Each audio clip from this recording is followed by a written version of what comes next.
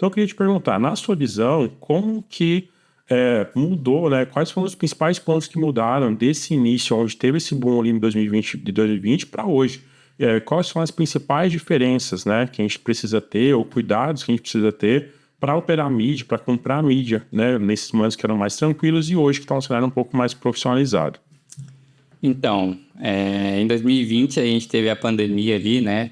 E isso acabou, de certa forma, gerando mais e-commerce, acabou gerando uma mudança muito radical no brasileiro, né? Então, as pessoas elas começaram a comprar um pouco mais porque tinha loja física fechando, não tinha tanta concorrência, poucas pessoas ainda estavam no digital nesse momento.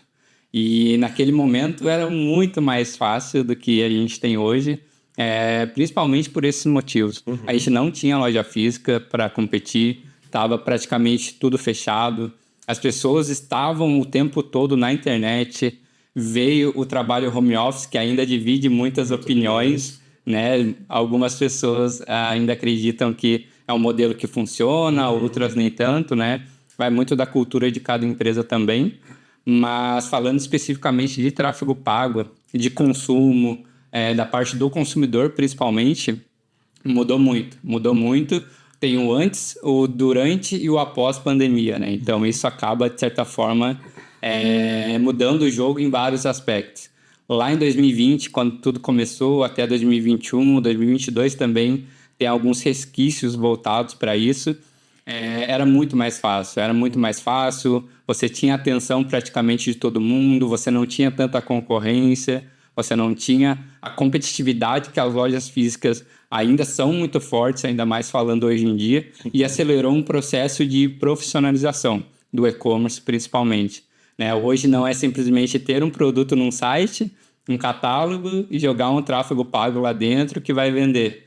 Naquele momento as pessoas se acostumaram muito mal com ROAS de 20, 40, 60. Quem não surfou essa onda em 2020, né? Quem começou mais lá atrás? Sim, pessoas investindo R$2.000, vendendo 80, 100 mil reais no mês, né? E alguns gestores, alguns profissionais acabaram levando isso para frente. Muita gente, muito empresário principalmente, que é um lojista, que tem a sua marca, que começou a sua marca lá, não entende que isso foi anormal comparado com o que tem hoje, né? E hoje, com a disseminação das lojas virtuais, do e-commerce no Brasil, como você mesmo falou em relação a outros mercados, Estados Unidos, Europa, eles já estão mais avançados, já estão muito mais maduros. Tá pior, gente. Comparado com o Brasil. O Brasil sempre acaba começando atrás nessa parte de tecnologia e tudo mais. Então, em 2020 era muito mais fácil. Hoje já exige muito mais, você tem que prender muito mais a atenção da pessoa, você tem que atrair muito mais, você tem mais concorrentes, você tem que gerar essa intenção. Então, desde o tráfego pago até a pessoa entrar na sua loja, até ela se sentir bem, até ela se sentir confortável, de ter uma boa navegabilidade, de ter uma boa experiência, ter um produto competitivo, um produto que vai chamar atenção, que vai gerar intenção nela, até o pós-compra, que atualmente é muito importante, e aí que está a lucratividade, fazer a pessoa comprar mais de uma vez, né? Hoje, no tráfego pago, a gente mudou um pouco essa visão de olhar só para ROAS, tentando analisar um pouco mais do CAC, do LTV, juntamente com a parte de CRM, juntamente com a parte do orgânico, que isso acaba contribuindo muito para esse custo reduzir, né? Então, a gente tem ali em 2025, principalmente, né, que é quando a gente está fazendo essa conversa, quando a gente está tendo esse bate-papo, cara, tá mais competitivo, você precisa se diferenciar e você precisa gerar uma conexão com as pessoas para que ela volte a comprar novamente da sua marca, e isso vai refletir em todos os canais, orgânico, pago, CRM. Então é um conjunto de ações que a gente precisa fazer dentro de uma loja.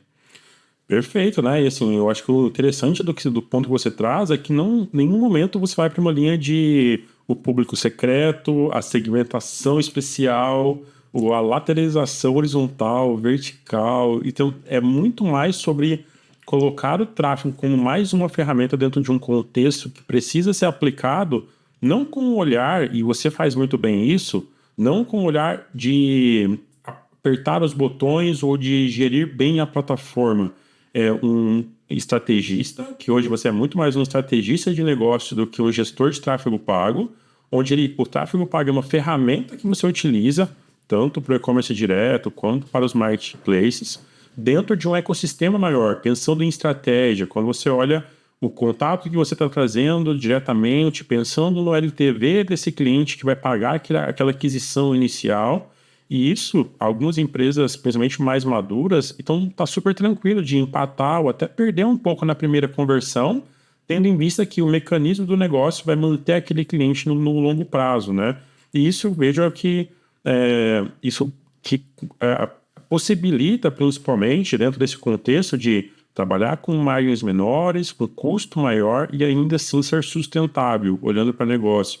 Eu acho um ponto perfeito, uma perfeita colocação, é justamente isso que deixou um pouco mal acostumado, né?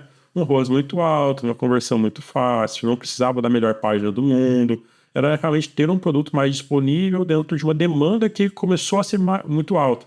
Então a demanda foi mais alta ali do que o que a gente tinha de oferta, né, em relação a esses e-commerce, mas quando a gente olha isso como oportunidade, muitas pessoas entrarem, o que faz tornar isso tudo muito mais profissional.